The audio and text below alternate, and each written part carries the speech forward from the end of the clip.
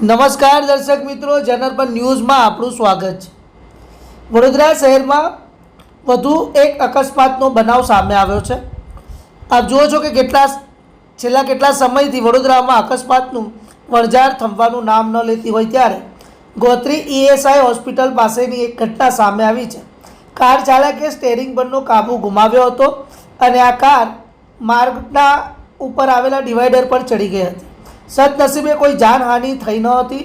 અકસ્માતના પગલે લોકો દોડી આવ્યા હતા। કાર ચાલકને ગોત્રી પોલીસ મથકે લઈ જવામાં આવ્યો હતો। કાર ચાલકે દારૂનો નશો કર્યો હોય તેવો સ્થાનિક રહીશોના આક્ષેપો પણ જોવા મળ્યા હતા। કાર ચાલક દારૂના નશામાં ફલિત થશે તો ડ્રિંક એન્ડ ડ્રાઈવનો પણ ગુનો નોંધાશે।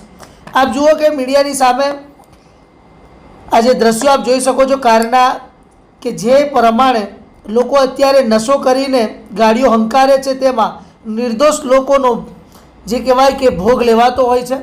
તો વડોદરા શહેર પોલીસ કમિશનર ખાસ કરીને આ તમામ ડ્રિંક એન્ડ ડ્રાઈવના જેટલા પણ ગુના છે અને જે કંઈક લોકો આમાં જવાબદાર છે તેમના ઉપર થોડી કડકાઈ રાખે તો આ સમગ્ર મામલે અંકુશ આવે તેમ છે।